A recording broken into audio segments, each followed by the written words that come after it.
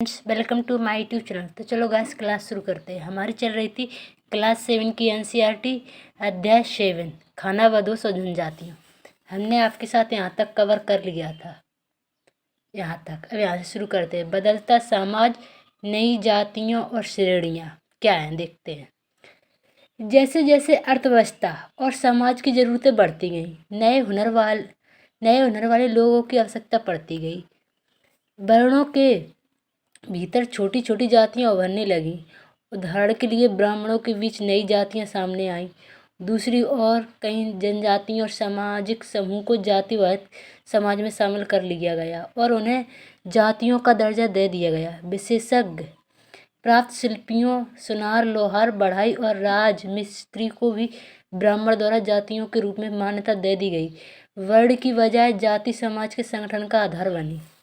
इनका कहने का मतलब, जैसे जैसे आवश्यकता बढ़ी अर्थव्यवस्था की, वैसे वैसे छोटी छोटी जातियाँ उभरने लगीं और उन जातियों को स्थायी किसने बनाया? ब्राह्मणों ने बनाया, क्योंकि वही थे सबसे आगे। जैसे आपने भी पढ़ा होगा ऋग्वेद में, जिसका 10वें मंडल में पुरुष सूक्त में बताया गया है कि वर्ण जाति, वर्ण व्यवस्था, उसमें 4 थे: ब्राह्मण, क्षत्रिय, वैश्य और शूद्र। उसी तरह तो ब्राह्मण सबसे आगे थे। जो ब्राह्मण कहता वही क्षत्रिय मानते थे।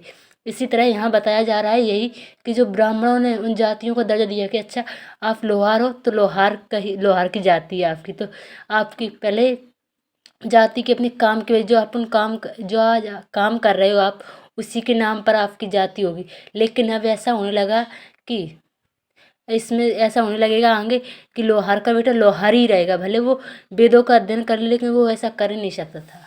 ऐसे जाति पर विचार विमर्श। वर्तमान तमिलनाडु के तिरुचिरापल्ली तालुक में स्थित ओय्याकोड उदयवर के 12वीं शताब्दी के अभिलेख में ब्राह्मणों की एक सभा के विचार विमर्श का वर्णन मिलता है। वे रथकार, शाब्दिक अर्थ है रथ बनाने वाले लोग, की सामाजिक स्थिति पर विचार विमर्श कर रहे हैं। मतलब इनका ये कहने का मतलब कि जो ब्राह्मण लोग हैं वो रथकारों की जाति पर विचार विमर्श कर रहे हैं।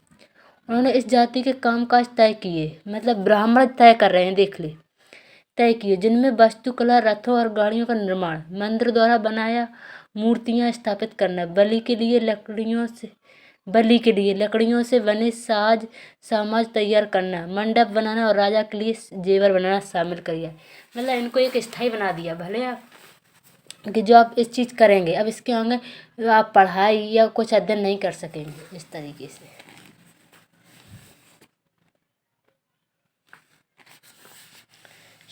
11वीं और 12वीं सदी तक आते आते क्षत्रियों के बीच नए राजपूत गोत्रों की ताकत में काफ़ी इजाफा हुआ। वे हूण, चंदेल, चालुक और कुछ दूसरे वंश परंपराओं से आते थे। इनमें से कुछ पहले जनजातियों में आते थे और बाद में कई कुल राजपूत मान लिए गए।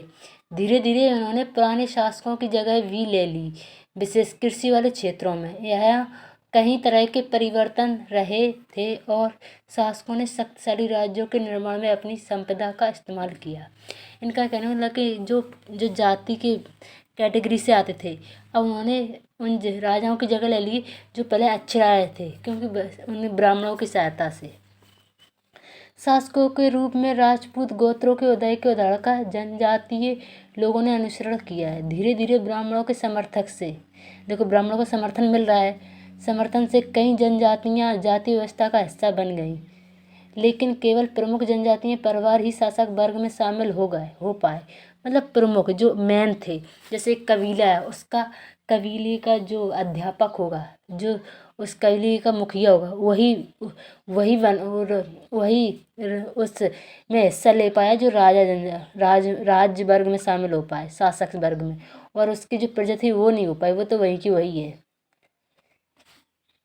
दूसरी तरफ शामिल हुआ, उनकी बहुसंख्या आबादी समाज की छोटी जातियों में ही जगह बना पाई, मतलब छोटी जातियों में वो नहीं कर पाई। दूसरी तरफ पंजाब, सिंध और उत्तर पश्चिम सरहद की प्रभुसत्ताशाली जनजातियों ने काफ़ी पहले इस्लाम को अपना लिया था।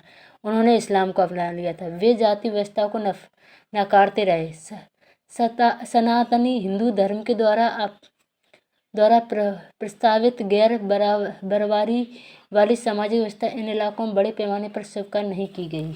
इस तरीके से राज्यों की उत्पत्ति जनजातीय लोगों के बीच हुए सामाजिक बदलावों से गहराई से संबंधित है। हमारे इतिहास के इस महत्वपूर्ण हिस्से को दो उदाहरण नीचे उल्लेखित मिलेंगे।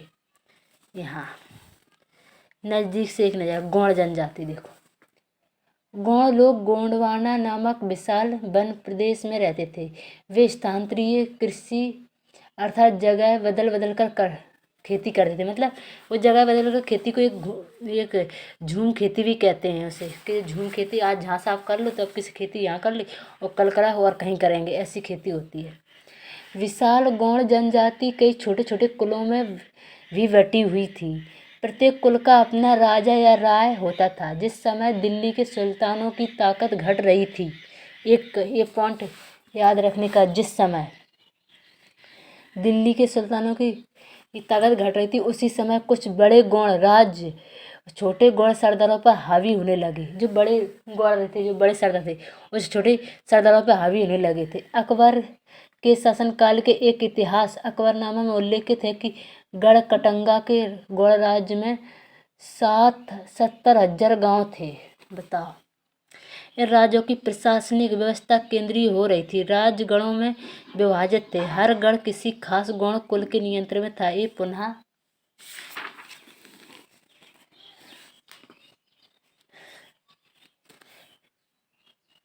पुनः 84 गांव की इकाइयों में विभाजित होते रहे थे, जिन्हें 84 कहा जाता था।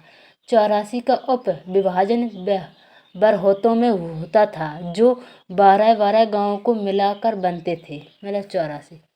बड़े राज्यों के उदय ने गौड़ समाज के चरित्र को बदल डाला। उनका मूलतः बर्बरी वाला समाज धीरे धीरे असमान सामाजिक वर्गों में विभाजित हो गया। और ब्राह्मण लोगों ने गौड़ राजाओं से अनुदान में भूमि प्राप्त की। देखो, सबसे ज़्यादा जनजातियों को शासक बनाने का सबसे बड़ा हाथ किसका है? ब्राह्मण लोगों का।